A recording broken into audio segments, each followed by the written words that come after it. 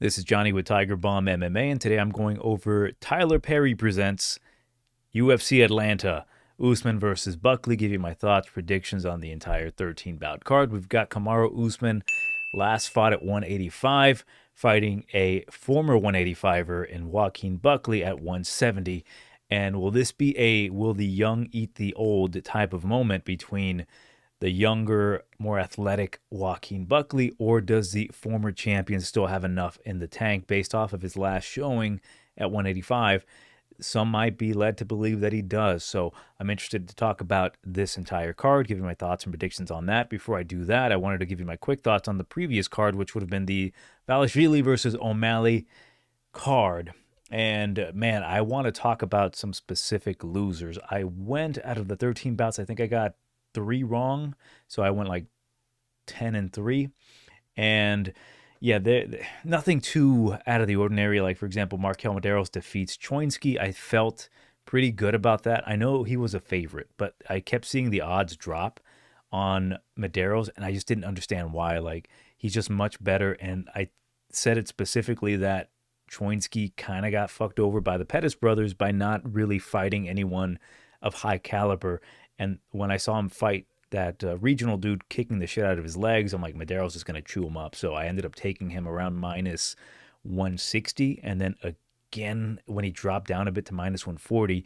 And then after that, things kind of went downhill for me betting-wise.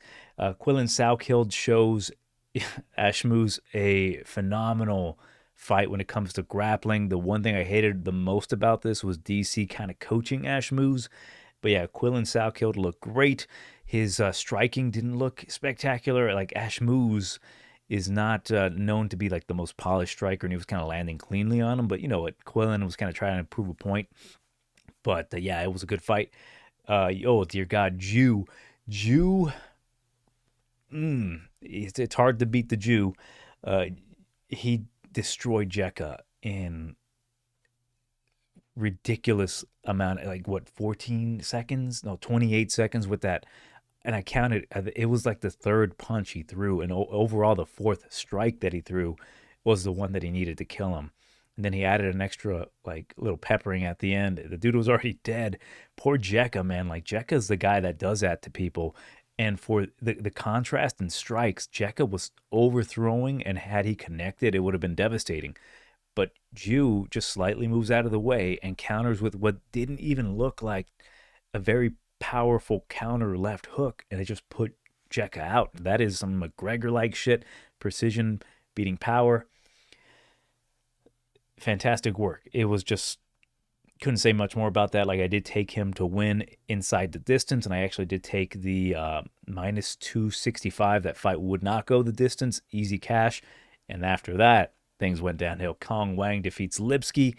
Not much to say there. Lipski, I felt even more confident about Kong. I actually even took her inside the distance. Big mistake. I thought she could have gotten her out of there with the low kicks. Yeah, Lipski is on that unfortunate downward trajectory. I don't think she was ever that good, but she had gotten to the point where she was not necessarily undeniable, but like, her skill set had evolved enough for you to kind of take notice. Like, maybe she's not the biggest chump in the division. She's dangerous. Andreas Gustafsson, I got this one wrong. I thought Chaos was going to be able to frame and find the punch. Gustafsson proved that going full retard is just too much for some people, and unfortunately Chaos could not comprehend.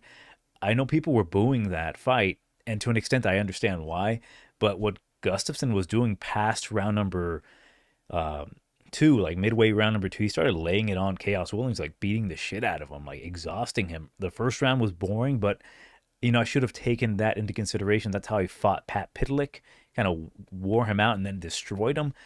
Gustafsson, I still think, is a guy that can get just brutalized at one point. You know, there's going to be a guy that's going to be able to maybe frame better with his punches, because like Williams just went buck wild trying to find the knockout because he had nothing available to him, because anytime he tried to like get space, Gustafsson would not give it to him. Good performance from Gustafsson. Next bout, oh fuck, man, I bet Spivak after round number 1. I thought he won round number 1. I was confident that he won round number 1. Apparently, what was it, 29, 28, 29, 28, 30, 27 Acosta? I thought that was bullshit. I'm not here to like get on my high horse about like Spivak. I think Spivak 100% could have lost that fight.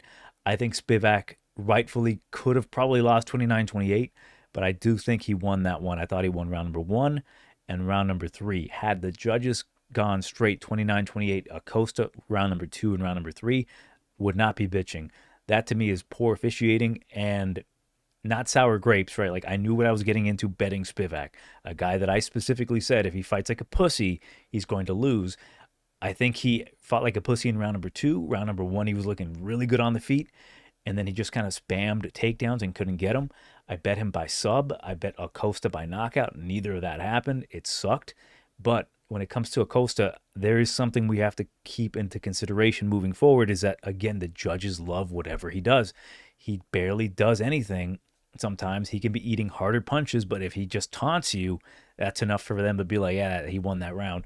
I think Spivak definitely lost the volume count in round number 3 because he wasn't doing much, but he did land the much harder, stiffer shots. Thus, I thought he won that round. I don't want to call it a complete robbery because, again, I can see no problem 29-28 Acosta round number 2 and 3. The fact that they did not give round number 1 to Spivak, but they gave him round number 3 was fucking bullshit to me. So, to me, I feel kind of robbed with that one. Mirzakhanov defeats Ribeiro. Apparently, Ribeiro tapped the strikes. Ribeiro had a good chance here, but he fought terrified.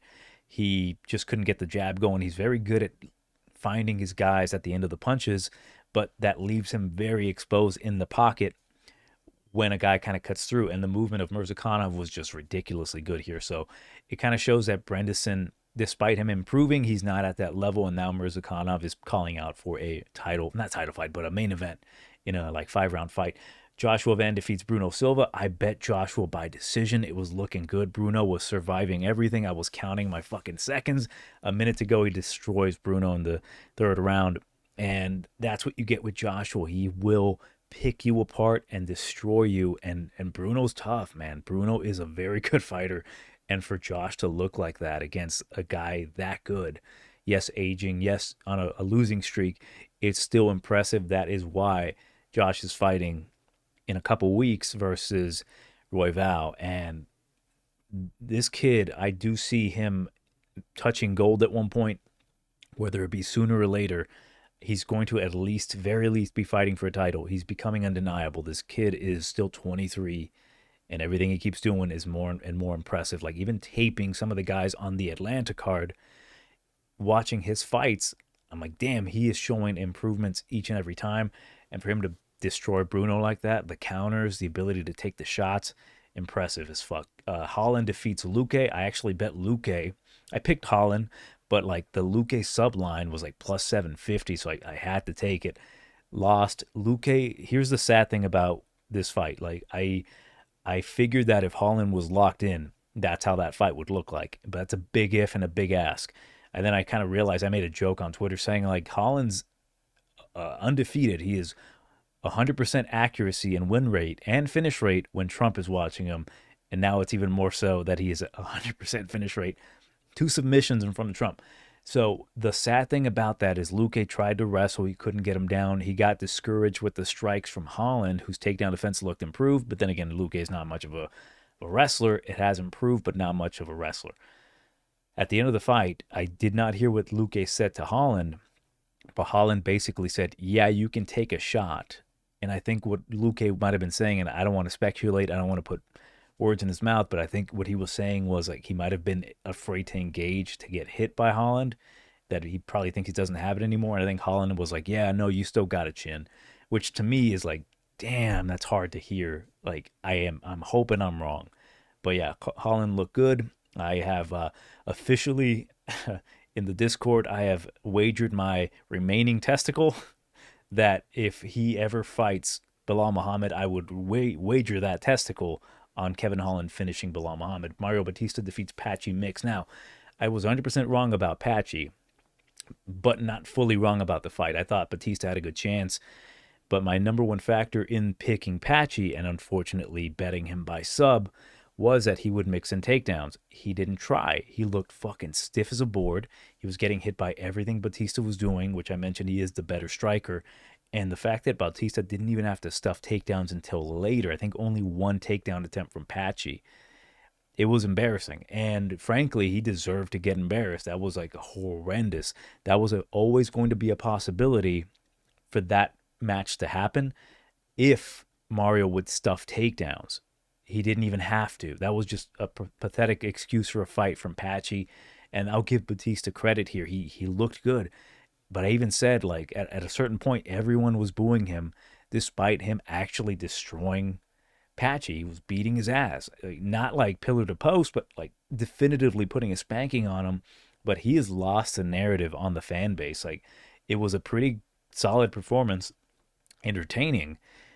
Did not deserve the boos, but unfortunately for him, he is gone. Like, he could win the title, and he is like, he is fucking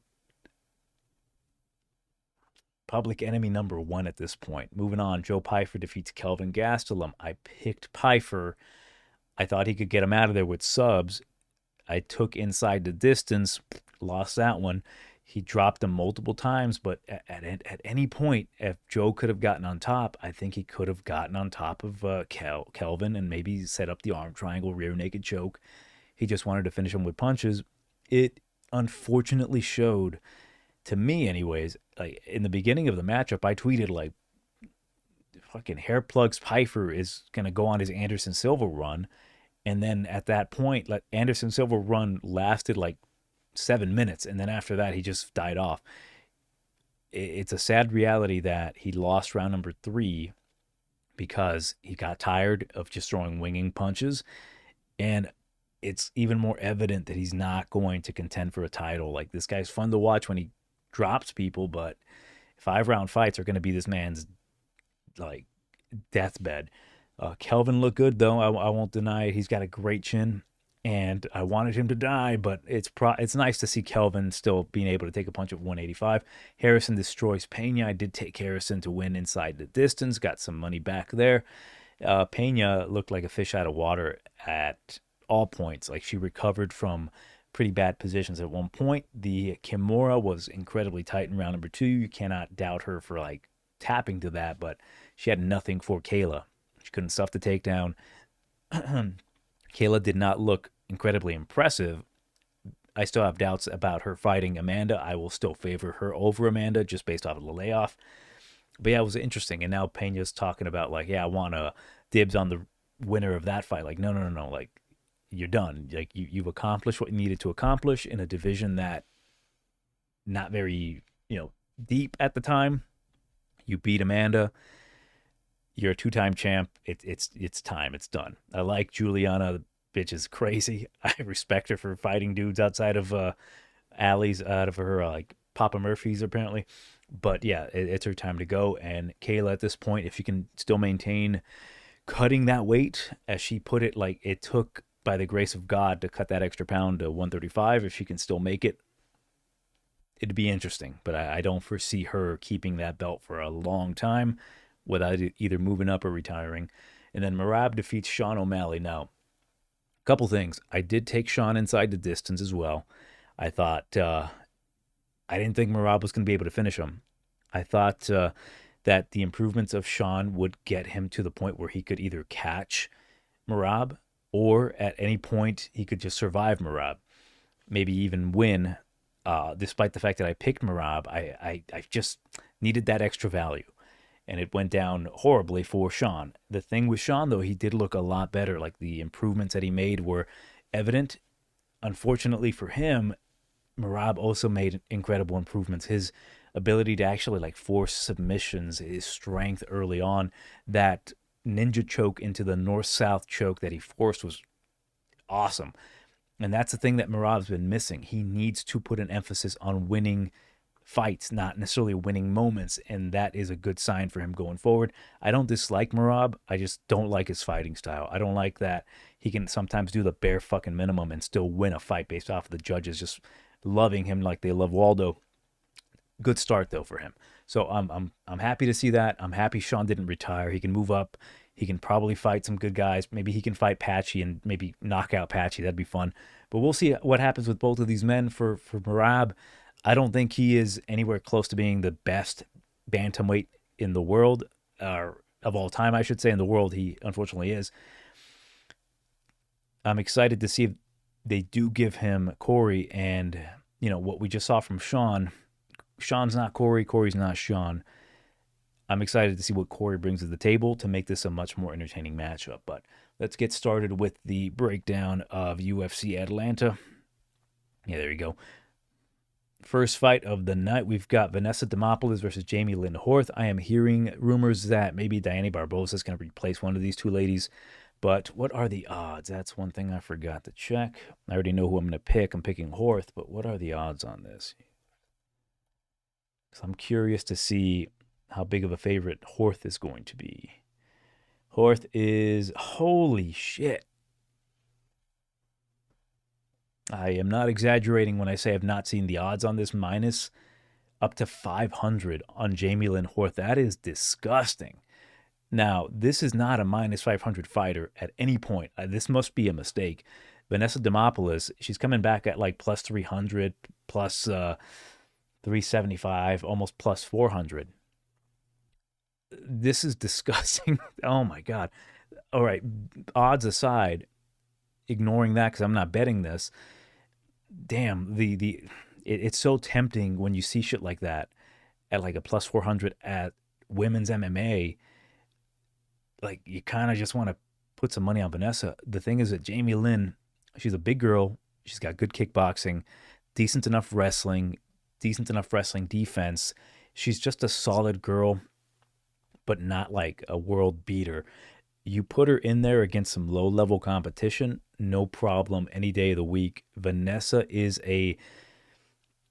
she's a bit of a weasel in the sense that with her skill set, her aggression, she's one of the more aggressive finishing type of girls in this division. She kind of herself goes full retard, and I do respect that about her. She's not the best fighter herself. This is a fight she should lose. But given the competition that she's fought recently, she's fought two world champion jiu-jitsu practitioners in Jacqueline Amarini and Talita Alencar. She got dominated on the ground by both, one more so than the other. And I think Alencar actually had a better performance where she just completely dominated her, being that she was a smaller girl. They're both up there in age. Jamey Lyn Horth's takedown defense improved when she was fighting Miranda Maverick, who I value as a higher rated, better overall fighter than Demopolous, thus being that she's in the co-main event. And she looked pretty good against Maverick, that is, Jamey Lyn. Despite that, like, she should not be this big of a favorite. I'm going to take her to win by a decision. And this is like this is a close decision. Those odds are just completely fucking with my brain right now. But yeah, give me Horth to win this one by a decision. I think Demopolous is tough. I think Demopolous could definitely steal a round, possibly even make it a split. Hence, putting money on Demopolous is not a bad move. Moving on here, we've got Phil Rowe versus Loosa. The odds on this fight are surely the best boxer in the UFC, Phil Rowe, should be the favorite. What are the odds? He is a slight dog. He is plus 110-ish. So it's roughly around like plus 110, minus 130 for Loosa. And I like that. I think Loosa is probably better than him. The thing with Phil Rowe is that, yes, I do value his boxing to be very good. Long reach, good jiu-jitsu. The dude, man, my issue with Phil is that he's an exciting fighter. And there have been two instances where I picked him to win where he should have won because, yeah, he does have better boxing. He does have a good frame, yet he doesn't do enough. He can get completely outpointed trying to set up those boxing shots. And this is not boxing, right? Like, he doesn't really throw too many kicks. He can go for takedowns, but he's kind of got a bit of a bird type of chest body. He's very, thin for that weight class being so tall. Loosa's out here fighting guys with much better jiu-jitsu in his last fight against Gabriel Bonfim and taking him down with no regard for his neck, a guy who can snatch up the neck, no problem. Loosa has a lot of volume, a lot of output. Loosa has just the he's a solid dude. I think these guys match up well. The thing with Loosa as well is he has just recently fought a long, tall dude with power in Irish dude. What was his name? Find out right now. Reese McGee. I think Loosa's just going to outpoint him. I think he's going to throw more volume. I think he's going to mix things in better. I think Phil's going to try to land those shots, maybe try to land the knee, try to, play off of his back a bit. And Loosa's just going to be out tough him. I think he's just going to be too much for him to lead him to a decision. Phil has been dropped. Both of these guys have been kind of hurt. But when you look at the guys that Loosa's been fighting, he's fighting guys that are top of the division. Like, well, maybe not Muniz, but when you look at, for example, Brian Battle, Gabriel Bonfim, and his introduction to the UFC in general in the Dana White Contender Series is the champ, Jack Della Maddalena. I will try to find a way to squeak that bitch in every time I can. So give me Loosa here. I just think that although Phil Rowe is talented, I think he just waits too much. I think he just does not have that urgency sometimes. And when he does get that burst of energy to find that urgency, he's a little too weak at points. Like his takedowns, he's not going to be able to take down Ange Loosa to work his jiu-jitsu. And on the feet, he's going to need to absolutely find that kill shot. And the way he does it, I just don't particularly think he's going to be able to get it. And on top of that, this guy has lost to a guy like Gabe Green, who has a similar stature to Ang Loosa and a similar style to Loosa. Maybe not as, polished, but pretty damn close. So give me Loosa to kind of put that ass whooping on Phil Rowe. Make him remember, you may have the best boxing in the UFC, quote unquote, but this is not a fucking boxing match. You have to mix things up, and I just don't think he does it as well as Loosa. Moving on, probably one of the harder, I got two hard fights to predict, and this is one of them. Ricky Simón versus Charles Jourdain. -175 for Simón. Jourdain, hilarious on Instagram. This dude's talking about, let's teach you a stab kick, or I call it the London kick, the stabby. Dude's hilarious, but he's +140. This is a bantamweight. Charles Jourdain dropping the bantamweight is a good sign, right? He's going to be stronger. His overall attributes are increased. He's going to have more strength to actually go for chokes. His frame is bigger. The problem with that frame being bigger is a guy like Ricky, who's stocky and, a wrestler, is going to be able to toss him around. He's been tossed around by bantamweights at featherweight before in, dear God, the Kingsman, Nathaniel Wood. I am not certain about this fight because I think the +140 might be tricking me into taking Charles. Charles does have increased dynamic. His submissions have gotten better. His guillotine has gotten really good. Ricky's never been subbed to my understanding. I double-checked to make sure, because I'm pretty damn sure he's never been subbed. If he did, it must have been a rear naked. Oh, yeah, he did get choked out by Anderson Dos Santos years ago. As of late, though, it's just been knockouts. I don't see Charles having that kind of knockout ability other than maybe a flying knee. He does have vicious boxing combinations at times. He's got good footwork. The issue is that if Ricky fights like he should fight, intelligently, he should just be able to hoist him above his shoulders, drop him down, control him, beat him up. I think Ricky's has way more power, and he is the rightful favorite. The problem with Ricky is the dude can get so discouraged if you can stuff the takedowns. If Charles can stop a takedown, get on his bike, land the stabby kicks to the belly, and just discourage Ricky from throwing, Ricky will stop wrestling. He will just forget everything. He gets so overwhelmed in his head that he just kind of throws the fight away. And that's happened multiple times. The cornermen have to remind him mid-fight, yo, go after a takedown. He is a guy that needs to be having success for him to maintain the success. He's not much of a come-from-behind kind of guy. He can do it, but if the opportunity's not right, it's just the same old Ricky. The competition he's been fighting, very good. If you go back, ignore the knockout. It's hard to ignore, but you ignore the knockout with Bashrat. Bashrat was stuffing takedowns. He was starting to get his groove going. Unfortunately for Bashrat, he leaves his head so fucking high up in the air that Ricky just eventually caught him with that beautiful 1-2, dropped him, finished him, and it kind of puts to bed that Bashrat is like this elite dude. Like, he does have great wrestling, but that head movement, he literally like a giant Q-tip just standing there, ripe to get knocked out. Jourdain, hands up always, good movement. So I think Charles is incredibly live. So I'm going to stick with my gut. I'm going to go with Charles Jourdain to win this one. I think he can potentially force a sub on Ricky, because again, that guillotine that he has is legit. The way he's subbing black belts is impressive as shit to me. Ricky is more of a power guy. If he cannot get his power going, I think he reverts back. Like in primary example, Vinicius Oliveira, I thought, and I'm pretty sure I picked Ricky to win that one, because I thought to myself, like, you have the ability to win this fight, but like, he could not get the ball rolling against Oliveira, and he kind of stopped trying to go for takedowns. He even hurt Oliveira with his own like checking of a kick, and he just never capitalized on it. So that kind of shit is what frustrates me with Ricky. So hence I'm going to go with Charles Jourdain. Charles is another guy that kind of frustrates the shit out of me, but as of late, he's been making proper adjustments. I like what I'm seeing at 135, and I want to see if he can keep that momentum going. But make no mistake here, Ricky could easily just fucking dominate him. So this is more of a Ricky fade than anything. I might potentially just put my money where my mouth is and put some money on Charles. It's just, again, like, there's so much in this fight that's dictated on if Ricky Simón got a brain transplant and got like a fucking more confident brain, then I'd be taking Ricky every day, and Ricky would be on his like 14th title defense by now. But at this point, give me Charles Jourdain. Next bout, Cody Durden versus Jose Ochoa.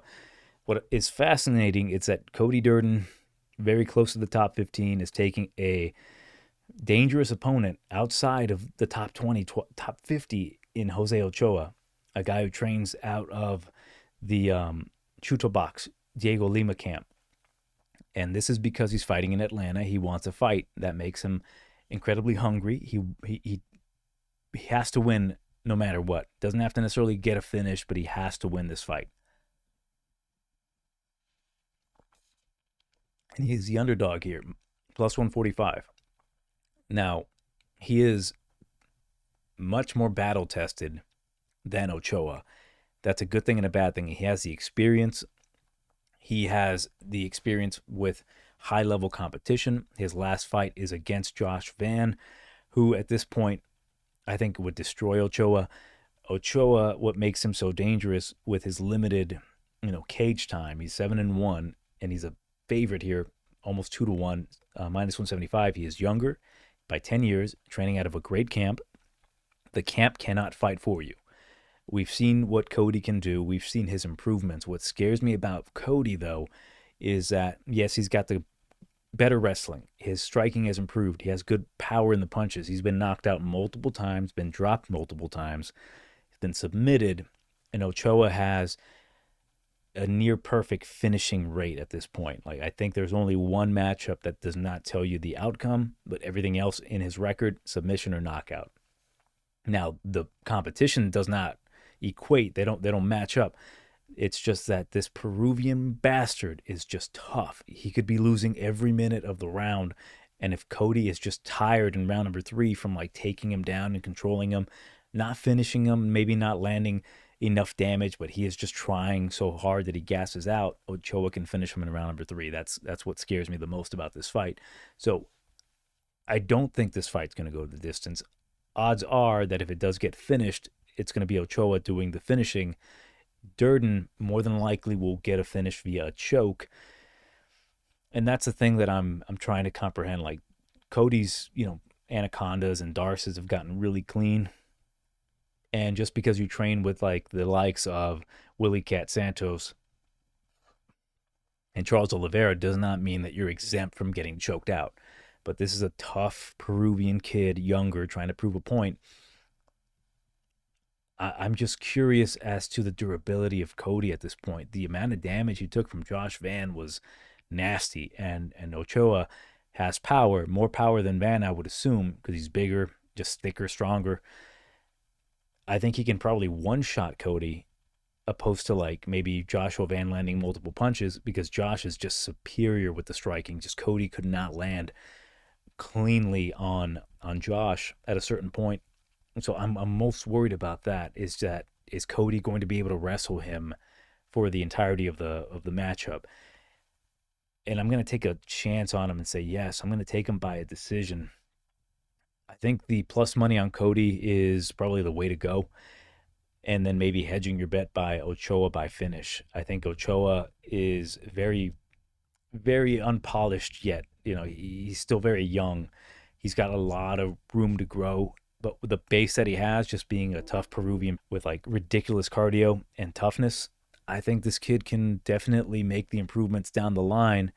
But is it going to be good enough to beat a Cody Durden? We will see. But I think that if he does end up winning this fight, it's going to be because it's going to be a tired Cody, round number 2 or 3, and then Ochoa's toughness and just grittiness is what's going to lead him to finding that finish with either a head kick or an uppercut or something, because Cody's durability is still up in the air for me. Like, it's just a combination of him being fatigued and him not necessarily always been known to have the ability to take a shot. So give me, at this point, Cody to actually mix in these takedowns, just being the more superior grappler, control him, take his back, and just ride him out for the 3 rounds. Maybe round number 3 is going to be a bit iffy, but he doesn't need to dominate round number 3. He just needs to survive it. So give me Cody by decision at this point.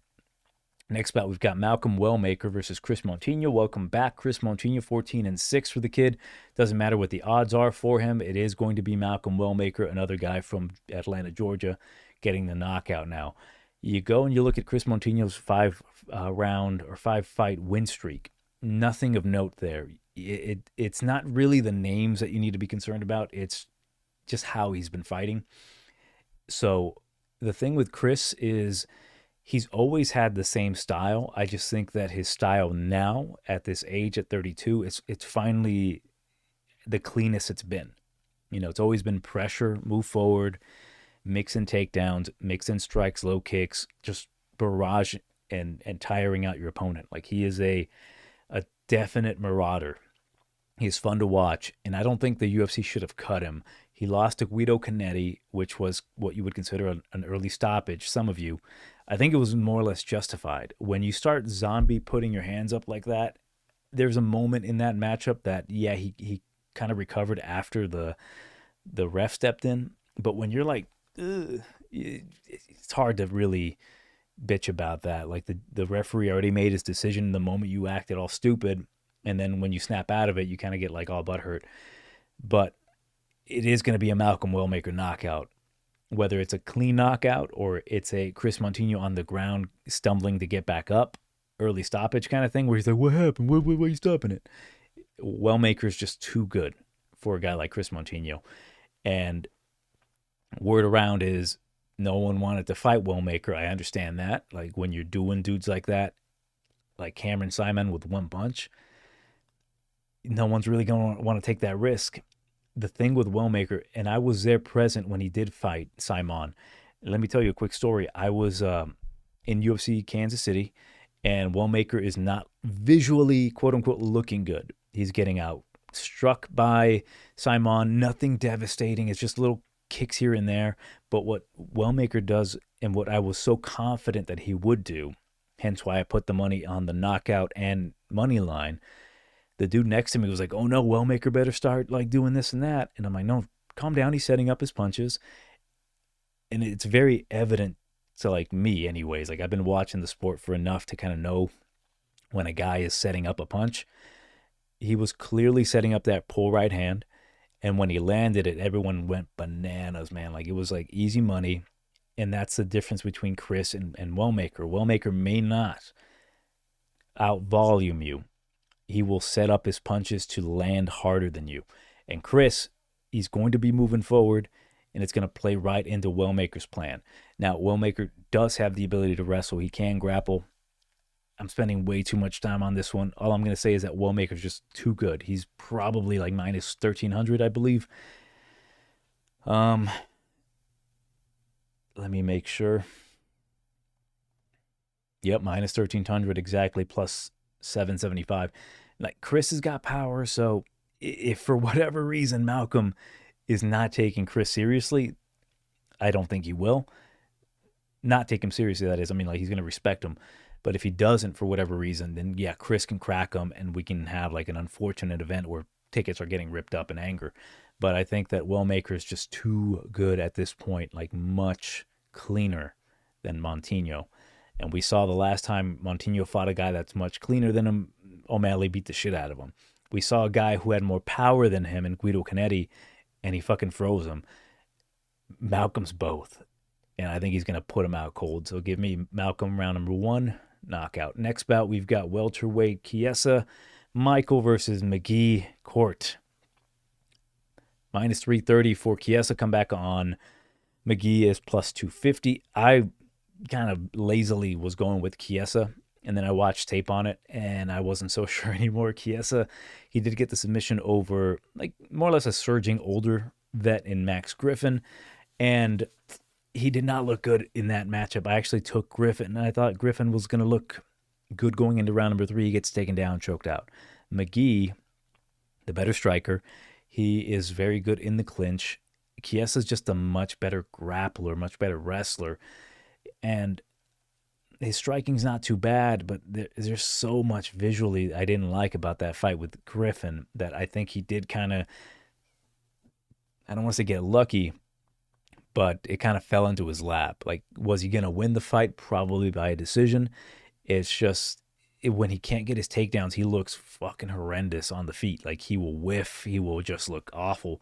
And a guy like Court, even at 40 years old, he still has power. He still has the kicking game. He's always had pretty solid kicks, like high kicks. And I think if Chiesa catches himself kind of lunging in and doesn't protect himself getting back up, there could be a high kick that can knock him out. Ultimately, though, like, Court McGee is at the very tail end of his career, and Michael Chiesa, at like his resurgence at welterweight, I think it's going to be enough for him to actually outpoint McGee here. So give me Chiesa by a decision. I don't like it. I think all the money should be placed on McGee as like a shot. I think McGee matches Chiesa very well with the skill set. I think he can stuff the takedowns. It's just that will McGee eventually tire out? The guy is known to have a good gas tank, but eventually he kind of will get tired out by the much larger man in Michael Chiesa, who the dude has the wrestling background for sure, but the ability to take the back and backpack you, kind of shit like that, will gas you out, tire you out. And a guy that's losing to the likes of, shit, when was that fight between him and homeboy? What year was that? So I can specifically say, when you're losing to Alex Morono in 2024, that kind of tells me everything I need to know, that maybe he ain't got no more. He did beat Tim Means, but Tim Means is another guy. Like, this is like the geezer welterweight division, unfortunately. Like, I hate to say that about a guy like Tim Means, but he's 41, and he tapped to a what appeared to be not incredibly tight-looking neck crank. So give me Chiesa to win this one by a decision. Next bout, we've got, again, Paul Craig versus Rodolfo Bellato. Give me Bellato by knockout, second round. At this point, this has been, multiple times it's had to been rescheduled. If Bellato loses this fight after having adequate amount of time to train for Paul Craig, he's minus 350. I think that's a bargain. Man, it would just be the most disgusting display of, what is the word, stuntery I've ever seen. Bellato pulled a massive stunt against Jimmy Crute. Like, he went for that takedown, brought him on top of him to full mount. And then what did he do after that? He beat him in round number 2 and round number 3. Could have finished him. The guy is solid, but he pisses me off. The guy is incredibly solid, trains with the right people. He's just kind of dumb at points, and I don't understand why. Like, you're just go out there and knock out Paul Craig. That's all you got to do. Paul Craig obviously moving up to light heavyweight. If Bellato gets cocky, that little tingle in his loin where he's like, I want to submit Paul Craig to show that I'm better than him, he's going to get submitted. Because Paul is just, that's just a trap, the honey dicking, if you will. Like, oh no, I've been hurt. Please don't jump into my guard. And then he gets submitted. No, that's what he does. Give me Bellato, keep it standing, kick the legs, knock him out with a counter left hook. Simple as that. Next bout, we've got Alonzo Menifield versus Omar C. Minus 480 for C, should not be that high of a favorite. A Menifield plus 350. Now, this is going to look every bit of an Atlanta fight because it's two black men grappling.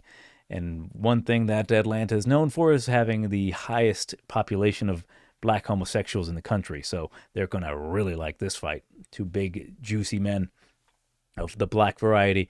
But Omar C. That's funny. Monkey C, Omar C. Monkey do, Omar C. Omar, solid guy, solid prospect. More of a wrestler, grappler, takes you down, pounds you out. And he's fighting Alonzo Menifield, who, smaller dude at light heavyweight, 6 foot tall, has massive power, improved takedown defense, good guillotines, good chokes, but just went to a split decision 50-50 kind of matchup against Julius Walker, a guy who kind of got brought in and shouldn't even be considered in the same breath as Menifield at this point. But he made Julius Walker look great in that matchup. Omar C. fights very similar to Julius Walker. He wants to get you to the ground, and with Walker not being as strong or dynamic, he was nearly getting Menifield down. Omar's going to be able to get him down, and he's going to be able to control him. He's going to gas him out. I think Omar's cleaner. I think his striking's a little bit better. His striking defense is garbage, though, so Menifield is 100% live to get a finish here. Omar is still very raw. He's, 11-0. The way he goes in for these takedowns is just prime for Menifield to snatch a neck and try to choke him out. Whether he gets it or not, I think it's a threat that Omar's going to need to respect. And on the feet, if Dawoon Ju is hurting you or stumbling you and making you panic, Menifield's going to crack you hard. So it's such a stay away kind of fight. This has just got trap written all over it. I think this one can definitely go the distance. I think this fight can just be like a horror show. I will pick C to win this one by a decision. I think if he is intelligent. And midway through that Dawoon Jung fight, I thought he was looking better, more comfortable on the feet. He wasn't just going for the obvious takedowns that he was expected to go for, which made his striking look incredibly cleaner. And that was nice to see. He was just more comfortable on the feet. He definitely needs to work on his striking to be more complete. Given his stature, given his size, given his reach, I think this could be a really easy fight for C. But if it's the same C that I saw in the last fight, this is not going to be pretty for him. So I think Alonzo's incredibly live here. I'll pass on this one. Give me C by a decision. Next bout, we've got the televised death of Cody Brundage on national television. Mansour Abdul-Malik. This is like not a casual take, right? This is clearly like the casual opinion that Malik's going to knock him out in round number 1 or 2, probably round number 1. And you can say, but Johnny, Abdul got rocked bad by Nick Klein by the spinning back fist. Cody Brundage is much better than that. I'm like, Cody's a fucking quitter. And that's the simplest thing. This is the second time Cody's going to get massacred on TV by a guy named Abdul. The first time he fought an Abdul, he busted his favorite move, which is go against the cage and make the boo-boo face like, I can't fight anymore. Like they ask him, that's the worst part. Do you want to continue? No.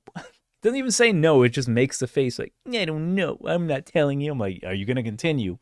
He allows the referee to make that decision for him. Bitch shit. I cannot condone that. So much so, if you have been watching, I knew deep down he was going to beat Marquez. I couldn't even fucking utter those words. It just pisses me off. And even then, I thought Marquez kind of got fucking robbed. He was hurting Brundage, and then I forgot what happened. I didn't even watch it. I had too much rage. But yeah, Cody, he's got the wrestling background. He can strike. He's got power.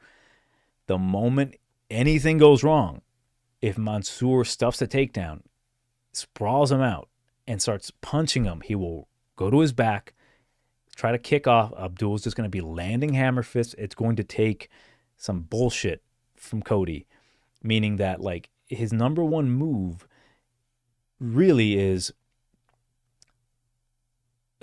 I can't believe I'm saying this. His number one move is being a bitch. Unfortunately, I hate saying this, man, because he's a professional fighter, but it's giving the impression that he's got nothing for you, and then he catches you with some bullshit. Like, the way I see this potentially happening for Cody to win is that Mansour, who has a wrestling background himself, much more powerful, much more competent with the striking, he will sprawl hard on Cody. Cody will go to his back. Mansour's going to think, what a pussy. I'm just going to land devastating punches, nasty hammer fists. And in that position of him just kind of like, oh my God, I'm done, he just closes his eyes and throws an up kick and he knocks out Mansour. And then he gets on top and like starts wrecking him. That is a possibility here. And it's all dependent on Mansour not respecting Cody. Specifically in that position where you shouldn't respect him is where he's the most dangerous, because you don't expect him to hit you with anything. And you're like, oh my God, I'm dead. So Abdul's going to knock him out, and or Cody's going to win via disqualification. I despise talking about Cody Brundage's fights because the same shit happens over and over. Like, I'm salty as fuck about that. It's not even the fact that I've lost money on Cody. I've only lost money on Cody once betting on, what the hell was his name? Mamba. What is his name? I haven't seen him fight in a while. Yeah, Jacob Malkoon. That pissed me off. But for him to do it twice, like one time, maybe his head was hurting from the back shots to the back of the head, but to do it twice, I'm like, that's enough. Like, I'm done with this kid. Give me Mansour to give us a national lynching on TV. Next bout, we've got Cody Garbrandt versus Raoni Barcelos. Interesting matchup because Barcelos is minus 150. Comeback on Cody is plus 120. Now, there's a couple different paths to victory for both men. I think Cody might be getting a little disrespected, maybe not as much as I expected him to, because I thought he'd be maybe plus 200 against Raoni Barcelos, who just derailed the biggest hype train in Peyton Talbot, which is funny because Peyton would have been perfect for this card, being that it's in Pride Month and also in Atlanta. It would have just been perfect to bring out his community, the Black Gays. But with Raoni Barcelos, what is so fascinating to me, and I can't believe I'm saying this specifically, even though like I'm not a fan truly of Peyton Talbot, he weirds me out. Just his relationship with his mom is kind of freaking me out. But anyways, with Barcelos, I fully expected him to get destroyed by Peyton Talbot, and I know how good Barcelos is. I'm a fan of Barcelos. He's got what they call a coral belt in jiu-jitsu. He's got a national Brazilian wrestling type of style. He's got great boxing. The dude is solid as fuck. But when you're losing rounds and minutes to a guy like, what the hell's his name? Christian Quinones, that kind of indicates to me that 38 is approaching much faster than 28 is, you know? And I thought, yeah, I think Talbot's going to maybe weather the storm early. When he got taken down early by Barcelos, I was like, nah, no biggie. The thing that surprised me that Barcelos looked a little too good for his age. Like, it was a little too surprisingly easy. So it made me think, like, is he on something? And I hate saying that about a guy that I respect in his skill set. Because given that he did it to a guy like Talbot, who is like a fucking gnat, he is annoyingly good. Got good wrestling, good defense, good striking. But I did kind of notice that he was a little tanky. He didn't really have the speed to kind of stop Barcelos. But the reality is, like, Barcelos did give me like a red flag. Like, why does he look so good? Like, had he done this but not looked that incredible against Talbot, either Talbot really sucks, and maybe I was kind of right about him from the beginning. Like, there's methods to beat him. You just have to have the right guy. Or maybe Barcelos is on some shit. For Cody, he is going to have a better speed advantage. We have seen him get taken down and choked out by a Brazilian. Not even the caliber of Brazilian that is Barcelos. Unfortunately, that guy is a former champion in Figueiredo, because I think Barcelos is better than Figgy. Maybe not with the power, with the speed, but just overall skill, much better. Different weight classes, of course, now in the same weight class. Cody, What I don't like about Cody right now is that he's kind of going through an identity crisis, getting face tattoos, braided up. He's changing ethnicities every other week. One time he's like he's a little Joker from fucking East Los with his mustache, and now he's got like braids and a fucking eye tat. I don't know what to make about Cody. Like, he's been knocked out multiple times. His durability's not there. His speed and power are always going to be there for him up until we start seeing that massive decline. I think the speed is still definitely there. His wrestling has improved a bit for the defense, but he has been taken down and controlled multiple times by lesser opponents in Barcelos.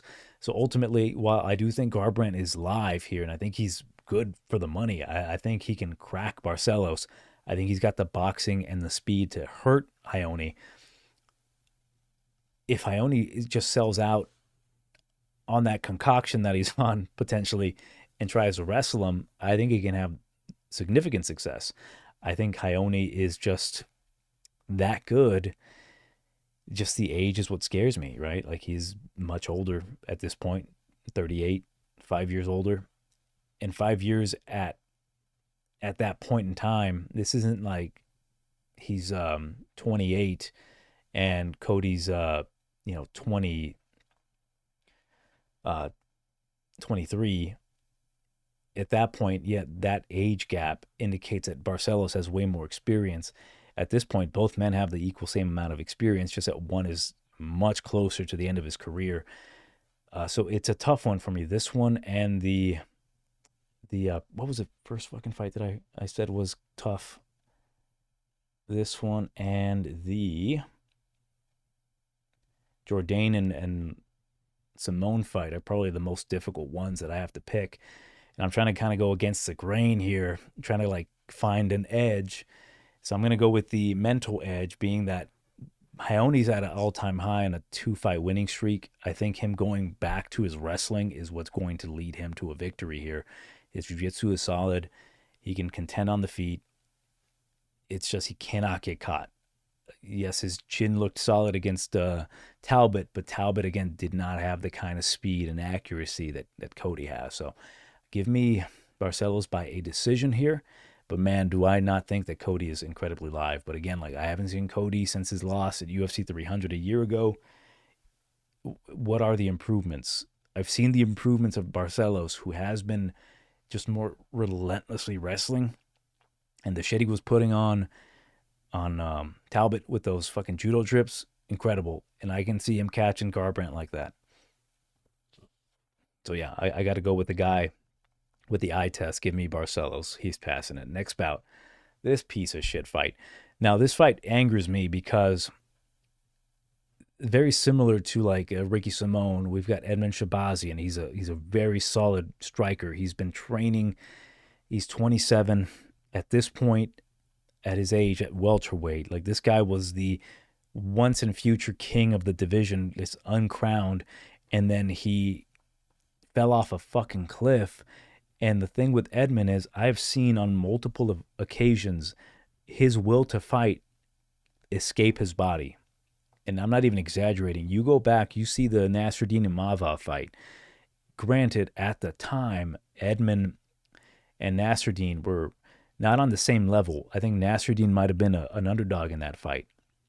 And given the fact that Nasruddin now is number 1, number 2 contender for the title, says a lot. But at the time, Edmund was still viewed as a high prospect.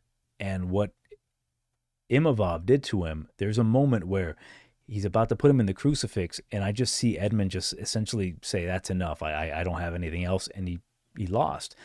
Petroski, this dude is very similar. Like, they both have their big weaknesses, being cardio for Andre, pretty bad chin. I think if you target the body, slow him down.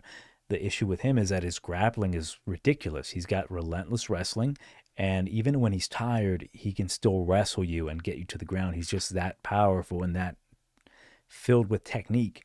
For him to be plus 165, we are expecting a Michel Pereira type of style here, where he gets hit once and he just dies, which can happen. This guy knocked himself out with a Jacob Malkoun hip to the head, self-inflicted.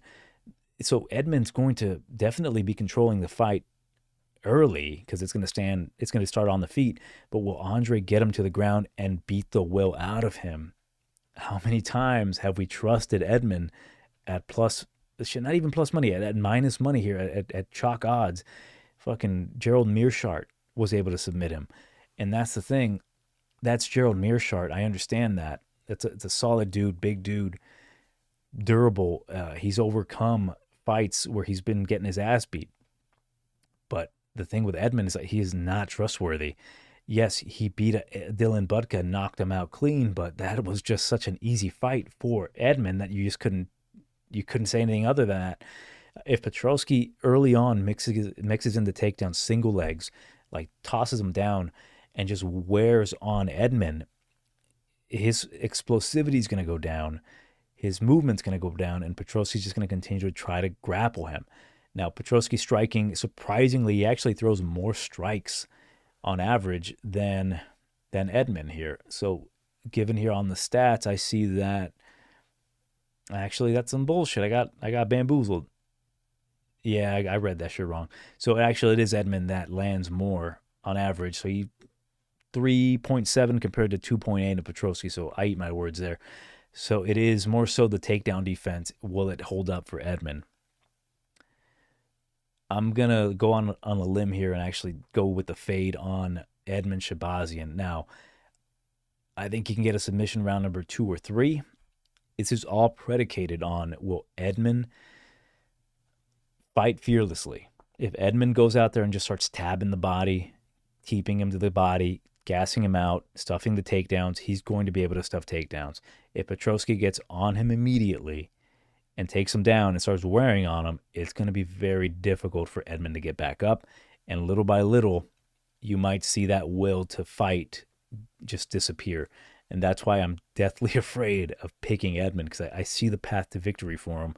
I don't view Andre incredibly high on like the welterweight list, but the dude's only lost to guys that I think would beat Edmund. And at this point, more or less everybody that Edmund's fought, I think he would have beaten them. Like, I think he would have beaten Dalcha. I think Fluffy could have been like a back and forth fight with Petroski. I think Dobson would have gotten subbed.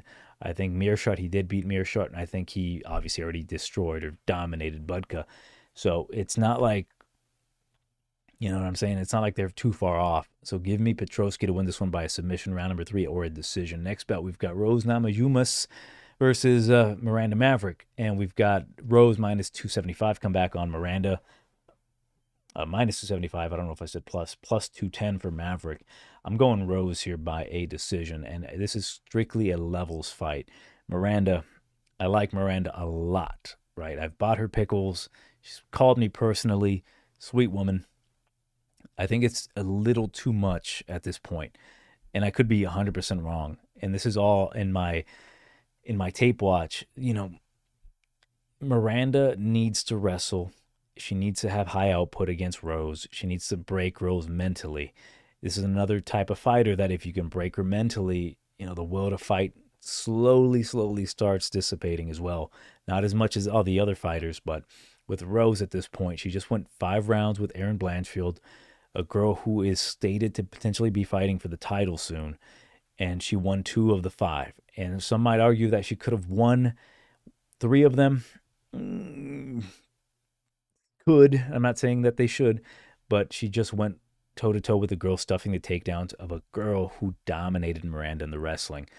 Miranda's grappling herself offensively, solid, but she can be stuffed, she can be reversed, and she can get taken down herself. And Rose has been mixing in more takedowns. She's a much better striker. Maverick, I think, lands a little bit more, if not even. Yeah, they're roughly around the same with the striking. The defense when it comes to takedowns is kind of the biggest downfall for Maverick, right? Some people might be thinking the plus money on Maverick for her to out-grapple Rose, who she will be stronger than, might be the key. But if Rose mixes in her own takedowns, she has got a 61% takedown defense, while Miranda has a 44% takedown defense, right? And I think sometimes Miranda gets a little bit overrated, unfortunately. I think at this point, we're expecting a huge drop-off from Rose, and I don't quite see it yet. I think Miranda is going to need to fully dominate the wrestling early to kind of set the pace, because if she doesn't, I see Rose winning the first 2 rounds, and maybe round number 3 is where she might start having a bit more success. But that is at one point Rose is the one initiating the wrestling. I think it might be it for Miranda. And it sucks to say, like I'm pulling for her. Need a bit more new blood, but I think at this point Rose has not shown that drop off quite yet, especially at flyweight. She's not too bad, right? Who she only lost to at flyweight here? Manon Fiorot, former title challenger, beat Hebas, beat Tracy Cortez, another girl who has a wrestling output, and Erin Blanchfield, a girl who should be fighting for the title here soon. So yeah, give me Namajunas by a decision. I think she's just going to be a little too much for Miranda. Miranda might have her moments, but I think Rose can reverse, get on top if it does become a grappling matchup. On the feet, I think that's where maybe Miranda should keep it and try to out-volume Rose, kind of overwhelm her with strikes, and then maybe push her against the cage and try to get those takedowns. But if she doesn't have that kind of like high-intensity output early, I think Rose is just going to set the pace with her superior boxing and kickboxing, and at this point, superior grappling. So give me Rose by a decision. We've got now the main event, Kamaru Usman versus Joaquin Buckley. And the odds have it in favor for -275 for Buckley. Come back on the Nigerian Nightmare. That's funny. 2 African-based nicknames in Umansa. Joaquin Buckley, Nigerian Nightmare, Kamaru Usman, +210. Now, a lot to say about this fight.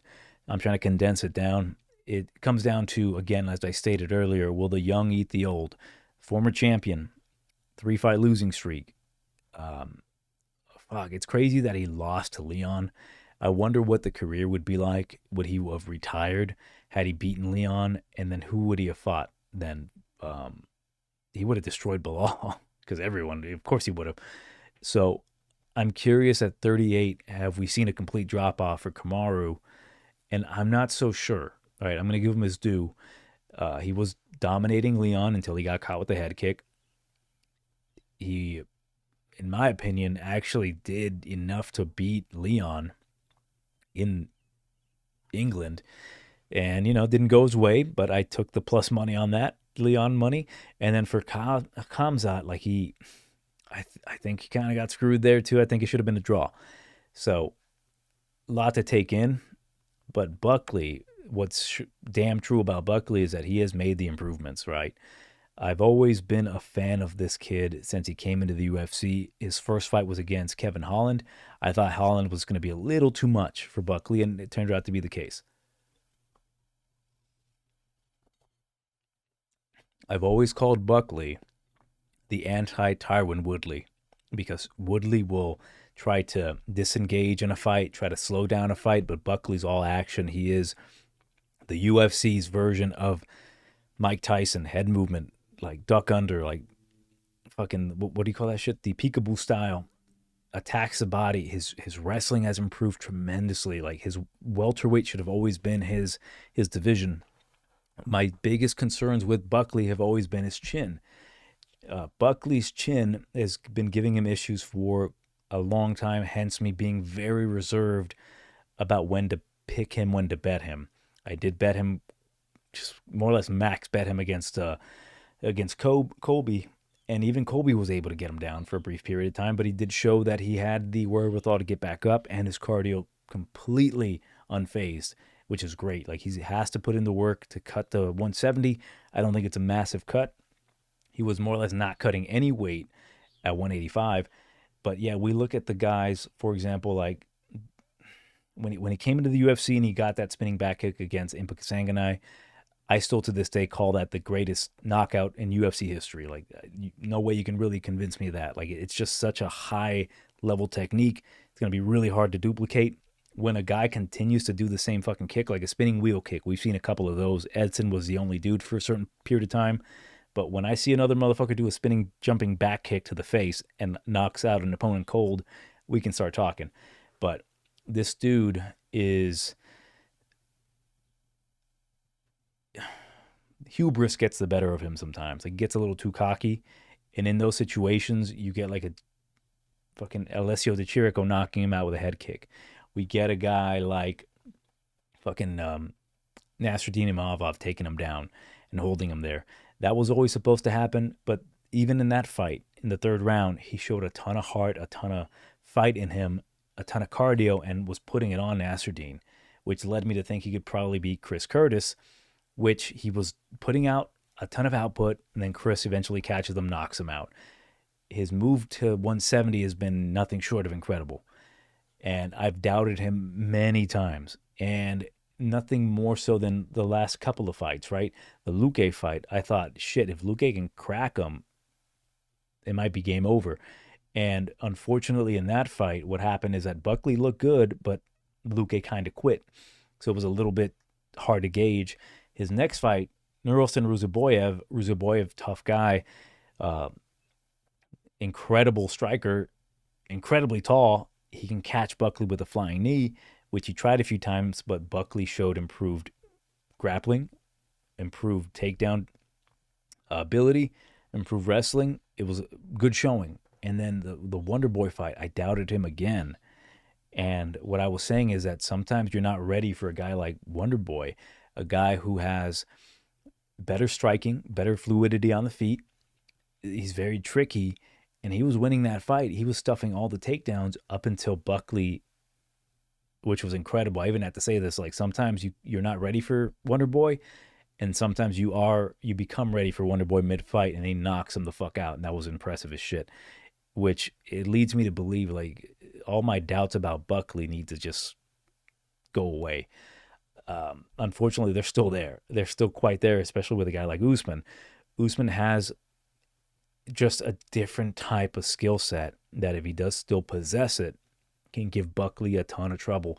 He can control a fight by fucking wall installing, taking you down, just controlling you, being the stronger dude. He's going to be able to match Buckley in strength, I believe. The thing is that Usman's body is been deteriorating on him for the longest time. Apparently his knees are done. Buckley's going to be a bit too fast for him. I think Buckley will actually be able to catch him with a killing blow. That's kind of where I'm headed towards. I think it is Buckley's time now. I think he's been putting in the work.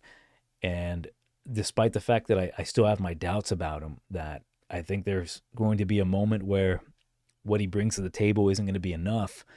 I think this is going to be the showing that's going to propel him to finally getting that matchup between the Buck and the Cuck, him and Ian Gary, which will be, like he even said, it's going to feed families for decades and generations. But give me Buckley to, here's what I'm viewing it as. I think Buckley's not going to make this fight easy on anyone betting him. I think Buckley's going to have his moments, but I think Kamaru's going to still show that he's still got something left in the tank. I think he's going to try to slow the fight down. He's going to pop the jab, and then anytime Buckley tries to get in close, he's going to engage in the clinch, maybe get double unders, push him against the cage, keep him there a bit, try to wear on him, attack the body a bit, and then Buckley's going to eventually disengage, but visibly he lost that round. And what I think Buckley's going to end up doing is kind of forcing a knockout happening. And he's very good at that. Like when he is feeling like, yo, I'm low on the scorecards, he's done it a few times, he will go dead to rights on you. He will try to take your fucking head off.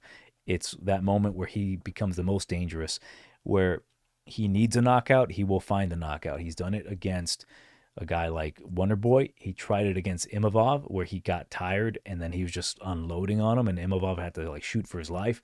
I think that's what Buckley brings to the table, which makes him incredibly fascinating at any point. Like his cardio has been shown to be able to, get out wrestled and then come hard in round number 3.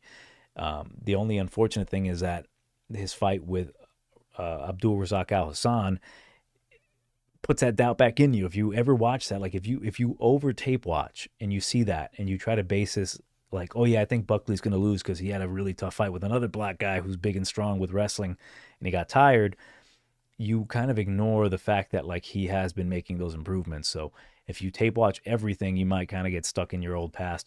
And similar with Kamaru, if you watch just strictly the last fight with him and Chimaev, he looked pretty good. He didn't look too bad.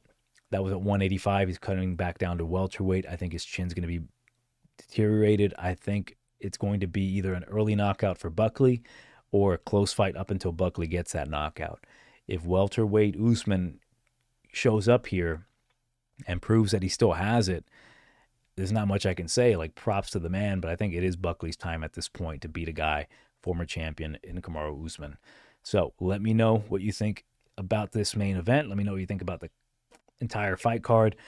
I'm trying not to do what I did in the last card where, like, basically all the favorites I picked, it's just that's what I thought. In this case, like, it's hard to not go with certain dogs, right? Like, there's certain situations where, you know, the experience is going to take over despite the fact of the damage, like Cody Durden, or, you know, the physicality of a guy doesn't necessarily mean he's going to win the fight based off of the weight class, like Ricky Simon and Charles Jourdain.